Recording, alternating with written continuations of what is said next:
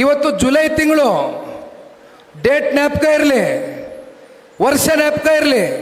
ತಗೊಳ್ಳಿ ಮಿಸ್ಟರ್ ಶಾಸಕರೇ, ಡೈರಿ ತಗೊಳ್ಳಿ, ನಿಮ್ಮ ಕೈಯಲ್ಲಿ ಬರ್ಕಳಿ. ಇವತ್ತಿನ ದಿನಾಂಕ ಮುಂದಿನ 2028ರ ವಿಧಾನಸಭೆಯ ಸಾರ್ವತ್ರಿಕ ಚುನಾವಣೆಯಲ್ಲಿ ಮತ್ತೆ ನೀವೇನಾದರೂ ಕಾಂಗ್ರೆಸ್ನ ಶಾಸಕರಾಗಿ ಆಯ್ಕೆ ಆದರೆ ಮತ್ತೆ ನಾನು ಮಾರೂರು ತಾಲೂಕು ಕಡೆ ತಲೆನೇ ಹಾಕಿ ಮಲದಿಲ್ಲ. ಇವತ್ತು ಹೇಳಿದ್ದೀನಿ, ಬರೆದಿಟ್ಕೊಳ್ಳಿ, ಇವತ್ತು ನಿಮ್ಮ ಡೈರಿನಲ್ಲಿ ಬರೆದಿಟ್ಕೊಳ್ಳಿ. ಆದರೆ ಒಂದು ಹೇಳ್ತಾರಣ, ನಿಮ್ಮ ಮನಸ್ಸಲ್ಲಿ ಇತ್ತೀಚೆಗೆ ನಮ್ಗೆ ಯಾಕಪ್ಪ ಚುನಾವಣೆ ರಾಜಕಾರಣ ಅಂತಕ್ಕಂಥದ್ದು ಭಾಳ ಮನಸ್ಸಿನ ಮೇಲೆ ನಿಮಗೊಂದು ರೀತಿ ಆಘಾತ ಆಗಿದೆ, ನೋವು ಉಂಟಾಗಿದೆ. ನಾನು ಅರ್ಥ ಮಾಡ್ಕೊಳ್ತೇನೆ ಚುನಾವಣೆಯ ಏಳು ಬೀಳುಗಳು ಎಷ್ಟರ ಮಟ್ಟಕ್ಕೆ ಅಭ್ಯರ್ಥಿಗಳ ಮನಸ್ಸಿನ ಮೇಲೆ ಪರಿಣಾಮ ಬೀರುತ್ತೆ ಅಂತ. ಆದರೆ ನೋಡಿ, ಒಂದು ಮಾತನ್ನೇ ಹೇಳ್ತೇನೆ, ಇವತ್ತು ರಾಮೇಗೌಡರನ್ನ ನೀವು ನೋಡಿದ್ದೀರಿ, ನಾನು ನೋಡಿದ್ದೀನಿ, ನಮ್ಮ ಕಾರ್ಯಕರ್ತರು ನೋಡವ್ರೆ, ತಾಲೂಕಿನ ಜನತೆನೂ ನೋಡಿದ್ದೀರಿ. ಅವರು ಮಾಡಿರ್ತಕ್ಕಂಥ ನಿಸ್ವಾರ್ಥ ಸೇವೆಗೆ ಇಲ್ಲಿವರೆಗೂ ಕೂಡ ಚುನಾವಣೆಗಳಲ್ಲಿ ಪಾಪ ಇಂಥ ವ್ಯಕ್ತಿಯನ್ನು ನೀವು ಆರಿಸಲಿಲ್ಲ. ಇವತ್ತು ಎಂಥ ವ್ಯಕ್ತಿಗಳು ಈ ಕ್ಷೇತ್ರದಲ್ಲಿ ಶಾಸಕರಾಗಿ ಕೆಲಸ ಮಾಡ್ತಾ ಇದ್ದಾರೆ, ಎಂಥ ವ್ಯಕ್ತಿಗಳು ಈ ಕ್ಷೇತ್ರದಲ್ಲಿ ಶಾಸಕರಾಗಿ ಕೆಲಸ ಮಾಡ್ತಾ ಇದ್ದಾರೆ. ಪಾಪ ಭ್ರಷ್ಟಾಚಾರಿ ಆತ ಹೇಳ್ತಾರಂತೆ, ನಮ್ಮ ಕಾರ್ಯಕರ್ತರು ಬಂದು ನನಗೆ ವೇದಿಕೆ ಮೇಲೆ ಹೇಳ್ತಾ ಇದ್ರು, ನೋಡೋಣ ಜನತಾದಳ ಪಕ್ಷದಿಂದ ಬೆಳೆದು ಅವ್ರ ಹೆಂಡತಿ ಇಲ್ಲೇ ಜಿಲ್ಲಾ ಪಂಚಾಯಿತಿಯ ಸದಸ್ಯರಾಗಿ ಆಯ್ಕೆಯಾಗಿರ್ತಕ್ಕಂಥವ್ರು, ಅಂಥವರು ಅಧ್ಯಕ್ಷರು ಆಗಿದ್ರು, ಎಲ್ಲ ಅಧಿಕಾರವನ್ನು ಅನುಭವಿಸಿ ಜನತಾದಳ ಪಕ್ಷವನ್ನು ಒಂದು ರಾಜಕೀಯ ವೇದಿಕೆಯಾಗಿ ಬಳಸ್ಕೊಂಡು ಇವತ್ತು ಜನತಾದಳ ಪಕ್ಷ ಎಲ್ಲಿದೆ ಅಂತ ಪ್ರಶ್ನೆ ಮಾಡ್ತಾರಂತೆ. ಪಾಪ ಇಲ್ಲಿರ್ತಕ್ಕಂಥ ಶಾಸಕರು ಅಂತಕ್ಕಂಥದ್ದು ನಮ್ಮ ಕಾರ್ಯಕರ್ತರ ಮಿತ್ರರು ಬಂದು ನನಗೆ ವೇದಿಕೆಯಲ್ಲಿ ಹಂಚ್ಕೊಳ್ತಾ ಇದ್ರು. ಇಲ್ಲಿರ್ತಕ್ಕಂಥ ಶಾಸಕರೇ, ಏನು ಹೆಸರನ್ನ ತಗೊಂಡಿದ್ದೀರಿ ನೀವು? ಹೌದಪ್ಪ, ಡೈರಿ ಅಧ್ಯಕ್ಷರಾಗಿದ್ದೀರಲ್ವಾ, ಡೈರಿನಲ್ಲಿ ಪೋಸ್ಟಿಂಗ್ಗಳು ಕೊಡೋದಕ್ಕೆ ಎಷ್ಟೆಷ್ಟು ಲಂಚ ತಗೊಂಡಿದ್ದೀರಿ? ಎಷ್ಟೆಷ್ಟಕ್ಕೆ ಮಾರಾಟ ಮಾಡ್ಕೊಂಡಿದ್ದೀರಪ್ಪ? ಒಂದ ಎರಡ?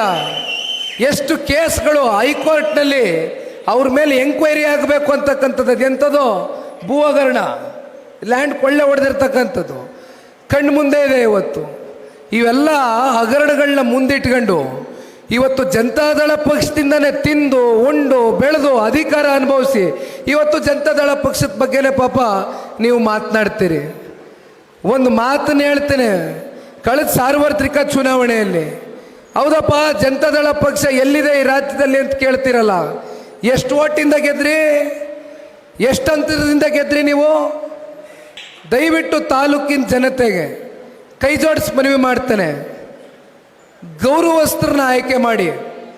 ಯಾರು ನಿಜಕ್ಕೂ ತಾಲೂಕಿನ ಜನತೆಯ ಸಮಸ್ಯೆಯನ್ನು ಅರ್ತಿದ್ದಾರೆ, ಆ ತಾಲೂಕಿನ ಸಮಸ್ಯೆಯನ್ನು ಅರ್ತು ಅವ್ರಿಗೆ ನಿಜಕ್ಕೂ ಕೂಡ ಯಾರು ಪ್ರಾಮಾಣಿಕವಾಗಿ ಸೇವೆಯನ್ನು ಸಲ್ಲಿಸ್ಲಿಕ್ಕೆ ಮುಂದೆ ಬಂದಿದ್ದಾರೆ, ದಯವಿಟ್ಟು ಅಂಥವ್ರ ಕೈ ಹಿಡೀರಿ.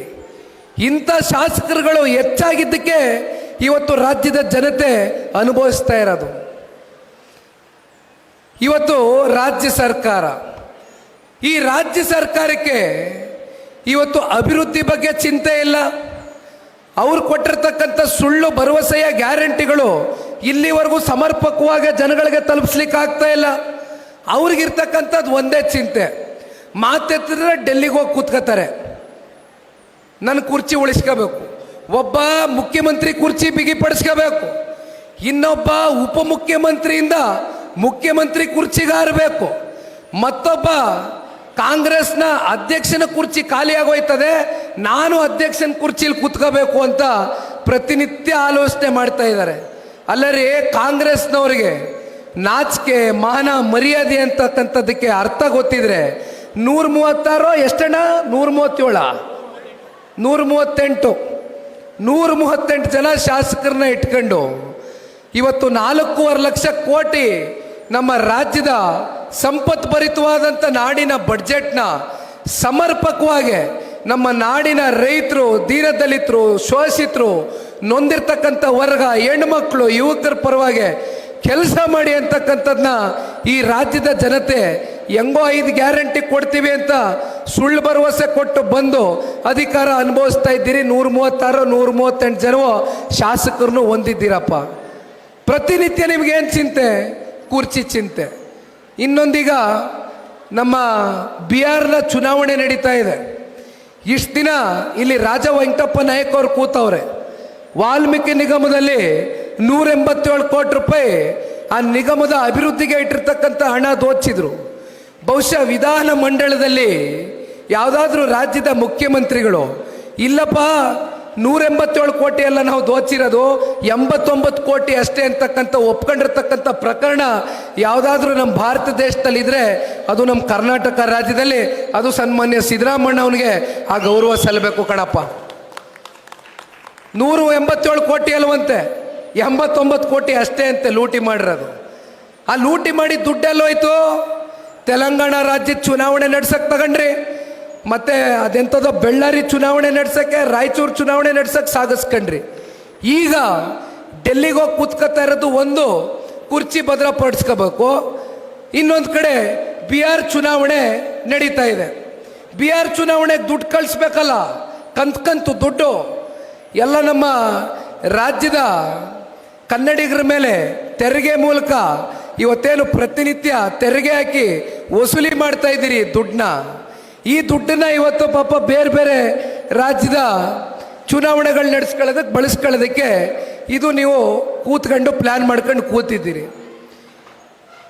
ಇಂಥ ಸಮಯದಲ್ಲಿ ಅಣ್ಣ ಇವತ್ತು ಜನರೊಂದಿಗೆ ಜನತಾದಳ ಅಂತಕ್ಕಂಥ ಈ ಕಾರ್ಯಕ್ರಮವನ್ನು ಇವತ್ತು ಪಕ್ಷದ ವತಿಯಿಂದ ನಾವು ಯಾತಕ್ಕೋಸ್ಕರ ಇವತ್ತು ಪಕ್ಷದ ಕಡೆಯಿಂದ ರಾಜ್ಯದ ಜನತೆಯ ಪರವಾಗಿ ಧ್ವನಿಯಾಗಿ ಇವತ್ತು ನಿಂತಿದ್ದೇವೆ. ಇವತ್ತಿನಿಂದ ಅಲ್ಲ, ಜನತಾದಳ ಪಕ್ಷ ಹುಟ್ಟಿರ್ತಕ್ಕಂಥದ್ದೇ ಜನಪರವಾಗಿ ಧ್ವನಿಯನ್ನು ಎತ್ತುತ್ತಾ ಸದಾಕಾಲ ಜನರ ಪರವಾಗಿ ಕೆಲಸವನ್ನು ಮಾಡಿರ್ತಕ್ಕಂಥ ಪಕ್ಷ. ಅಧಿಕಾರ ಇರಲಿ ಅಧಿಕಾರ ಇಲ್ಲದೆ ಹೋಗಲಿ, ಯಾವತ್ತಿಗೂ ಕೂಡ ಜನರ ಪರವಾಗಿ ಕೆಲಸ ಮಾಡ್ಕೊಂಬಂದಿದ್ದೇವೆ. ಆತ್ಮತೃಪ್ತಿ ನಮ್ಮಲ್ಲಿದೆ. ಹೌದು, ನಾವು ಆಡಳಿತದಲ್ಲಿ ಇದ್ದಂಥದ್ದೇ ಭಾಳ ಕಮ್ಮಿ, ಹೌದು. ಆದರೆ ನಾವು ಆಡಳಿತಕ್ಕೆ ಬಂದಂಥ ಸಂದರ್ಭದಲ್ಲಿ ಒಂದು ಕಡೆ 20 ತಿಂಗಳು, ಇನ್ನೊಂದು ಕಡೆ 14 ತಿಂಗಳು ಸನ್ಮಾನ್ಯ ಕುಮಾರಣ್ಣವರು ಕೊಟ್ಟಿರ್ತಕ್ಕಂಥ ಕಾರ್ಯಕ್ರಮಗಳು ಇವತ್ತಿಗೂ ಕೂಡ ಜನರ ಹೃದಯದಲ್ಲಿ ಶಾಶ್ವತವಾಗಿ ಉಳ್ಕೊಂಡಿದೆ. ಈಗ ರಾಜ್ಯದಲ್ಲಿ ಎಲ್ಲೋದ್ರೂ ಕೂಡ ಒಂದು ಹೊಸ ಚರ್ಚೆ ಪ್ರಾರಂಭ ಆಗಿದೆ. ಜನತಾದಳ ಪಕ್ಷದ ಸನ್ಮಾನ್ಯ ಕುಮಾರಣ್ಣವರು ಇವತ್ತು ಈ ರಾಜ್ಯದ ಮುಖ್ಯಮಂತ್ರಿಗಳಾಗಬೇಕು ಮುಂದಿನ ದಿನಗಳಲ್ಲಿ ಅಂತಕ್ಕಂಥ ಚರ್ಚೆ ಈಗಾಗಲೇ ಸಾಮಾನ್ಯ ಜನರು ಅವರ ವಲಯದಲ್ಲಿ ಚರ್ಚೆ ಮಾಡ್ತಾ ಇರ್ತಕ್ಕಂಥದ್ದನ್ನ ಕೂಡ ಈ ರಾಜ್ಯ ಪ್ರವಾಸದ ಒಂದು ಸಂದರ್ಭದಲ್ಲಿ ನಾವು ನೋಡ್ತಾ ಇದ್ದೇವೆ. ಆದರೆ ಸನ್ಮಾನ್ಯ ಕುಮಾರಣ್ಣವರು ಈ ರಾಜ್ಯದ ಮುಖ್ಯಮಂತ್ರಿಗಳಾಗಿ ಮತ್ತೆ ಮುಂಬರ್ತಕ್ಕಂಥ ದಿನಗಳಲ್ಲಿ 5 ವರ್ಷಗಳ ಕಾಲ ಮುಖ್ಯಮಂತ್ರಿಗಳಾಗಿ ಈ ರಾಜ್ಯದ ಜನತೆಯ ಸಮಗ್ರ ಅಭಿವೃದ್ಧಿಗೆ ಕೆಲಸ ಮಾಡಬೇಕು ಅಂತಕ್ಕಂಥದ್ದಾದರೆ ಇವತ್ತು ನಮ್ಮ ಮೇಲೆ ಹಾಗೂ ನಿಮ್ಮಗಳ ಮೇಲೆ ಹೆಚ್ಚಿನ ಜವಾಬ್ದಾರಿ ಇದೆ. ದಯವಿಟ್ಟು ನಮ್ಮ ಜವಾಬ್ದಾರಿಯನ್ನು ನಾವು ಅರ್ಥಕೊಳ್ಬೇಕಾಗ್ತದೆ. ಜವಾಬ್ದಾರಿಯನ್ನು ಮರಿಬಾರ್ದು. ಇವತ್ತು ನಾನಿಲ್ಲಿ ಬಂದು ನಿಂತಿರ್ತಕ್ಕಂಥದ್ದು ಇವತ್ತು ನಮ್ಮಂಥ ನಿಷ್ಠಾವಂತ ಕಾರ್ಯಕರ್ತರುಗಳೇನಿದ್ದೀವಿ, ಇವತ್ತು ಸನ್ಮಾನ್ಯ ದೇವೇಗೌಡರು ಸಾಹೇಬರಿಗೆ, ಸನ್ಮಾನ್ಯ ಕುಮಾರಣ್ಣ ಅವರಿಗೆ ಮುಂದಿನ ದಿನಗಳಲ್ಲಿ ಜಿಲ್ಲಾ ಪಂಚಾಯಿತಿ, ತಾಲೂಕು ಪಂಚಾಯಿತಿ, ಗ್ರಾಮ ಪಂಚಾಯಿತಿ ಚುನಾವಣೆಗಳು ಇವೆಲ್ಲವನ್ನ ನೀವೇನು ಎದುರು ನೋಡ್ತಾ ಇದ್ದೀರಿ. ಇವತ್ತು ನಮ್ಮ ಚುನಾವಣೆಗೋಸ್ಕರ ನಾವಿಲ್ಲಿ ಬಂದಿರತಕ್ಕಂಥದ್ದಲ್ಲ. ಇವತ್ತು ನಾವಿಲ್ಲಿ ಬಂದಿರತಕ್ಕಂಥದ್ದು ಕಾರ್ಯಕರ್ತರ ಚುನಾವಣೆಗೆ. ನಿಮ್ಮ ಚುನಾವಣೆಯನ್ನು ಎದುರಿಸಬೇಕು.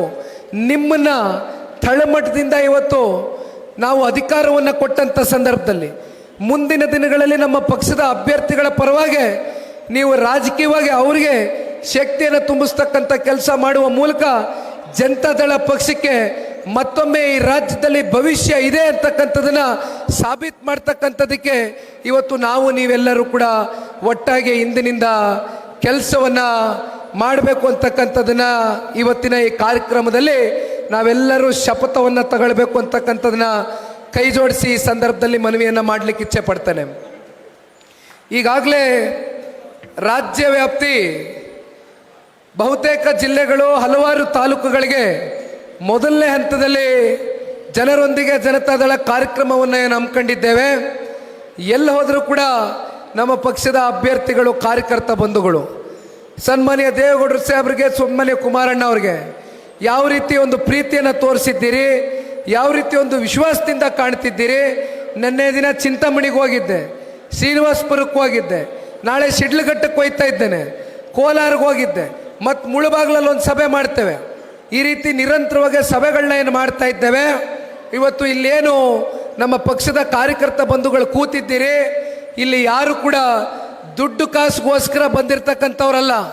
ಇಲ್ಲಿ ನಿಮ್ಮ ಮನಸ್ಸುಗಳಲ್ಲಿ ಜನತಾದಳ ಪಕ್ಷದ ಪರವಾಗಿ ನಿಮ್ಮ ಮನಸ್ಸಿನಲ್ಲಿ ಒಂದು ಪ್ರೀತಿಯನ್ನು ಇಟ್ಕೊಂಡಿದ್ದೀರಿ, ಅಭಿಮಾನವನ್ನು ಇಟ್ಕೊಂಡಿದ್ದೀರಿ.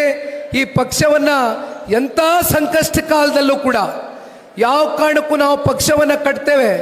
ನೀವು ಮುನ್ನುಗ್ಗಿ ಸನ್ಮಾನ್ಯ ದೇವೇಗೌಡರು ಸಾಹೇಬರಿಗೆ ಮುಂಬರ್ತಕ್ಕಂಥ ವಿಧಾನಸಭಾ ಚುನಾವಣೆಯಲ್ಲಿ ಪಕ್ಷಕ್ಕೆ ಹೆಚ್ಚಿನ ಶಾಸಕರನ್ನ ಕೊಡುವ ಮೂಲಕ ಸನ್ಮಾನ್ಯ ದೇವೇಗೌಡರು ಸಾಹೇಬರಿಗೆ ಈ ವಯಸ್ಸಿನಲ್ಲಿ ನಾವು ನೀವೆಲ್ಲರೂ ಸೇರಿ ಅವ್ರಿಗೆ ಒಂದು ಉಡುಗೊರೆಯಾಗಿ ಕೊಡ್ತೇವೆ ಅಂತಕ್ಕಂಥ ಇವತ್ತು ಇಚ್ಛಾಶಕ್ತಿ ಇಟ್ಕೊಂಡು ಇಡೀ ರಾಜ್ಯಾದ್ಯಂತ ನಮ್ಮ ಪಕ್ಷದ ಕಾರ್ಯಕರ್ತ ಬಂಧುಗಳು ನಮ್ಮ ಜೊತೆಯಲ್ಲಿ ಏನು ಹೆಜ್ಜೆಯನ್ನು ಹಾಕ್ತಾ ಇದ್ದೀರಿ. ನಿಜಕ್ಕೂ ಕೂಡ ಒಂದು ಮಾತನ್ನು ತಿಳಿಸ್ಬೇಕಾಗ್ತದೆ ಈ ಸಂದರ್ಭದಲ್ಲಿ. ಎರಡು ರಾಷ್ಟ್ರೀಯ ಪಕ್ಷಗಳಲ್ಲಿರ್ತಕ್ಕಂಥ ಸಾಕಷ್ಟು ಜನ ಶಾಸಕ ಮಿತ್ರರು ಅನೇಕ ಬಾರಿ ಚರ್ಚೆ ಮಾಡ್ತಾ ಇರ್ತಾರೆ, ಆಫ್ ದ ರೆಕಾರ್ಡು ಒಂದು ಮಾತನ್ನು ಹೇಳ್ತಾ ಇರ್ತಾರೆ. ನಮ್ಮ ಪಕ್ಷದಲ್ಲೂ ಬಹುತೇಕ ಕಾರ್ಯಕರ್ತ ಬಂಧುಗಳಿದ್ದಾರೆ, ಆದರೆ ಜನತಾದಳ ಪಕ್ಷದಲ್ಲಿ ಇರ್ತಕ್ಕಂಥ ಕಾರ್ಯಕರ್ತರು ಒಂದು ರೀತಿ ಸೈನಿಕರ ರೀತಿ ಯಾವುದೇ ಯುದ್ಧಕ್ಕೂ ಕೂಡ ಎದೆಗುಂದದಿರ ಯುದ್ಧವನ್ನು ಮಾಡ್ತಕ್ಕಂಥದಕ್ಕೆ ಇವತ್ತು ಮುನ್ನುಗ್ತಾ ಇರ್ತಕ್ಕಂಥ ನಮ್ಮ ನಿಷ್ಠಾವಂತ ಜನತಾದಳ ಪಕ್ಷದ ರಾಜ್ಯಾದ್ಯಂತ ಎಲ್ಲ ನಮ್ಮ ಕಾರ್ಯಕರ್ತ ಬಂಧುಗಳಿಗೆ ಈ ಒಂದು ಸಂದರ್ಭದಲ್ಲಿ ನನ್ನ ಹೃದಯ ತುಂಬಿದ ಅಭಿನಂದನೆಗಳು, ಧನ್ಯವಾದಗಳನ್ನ ಸಲ್ಲಿಸ್ಲಿಕ್ಕೆ ಬಯಸ್ತೇನೆ ನಾವು.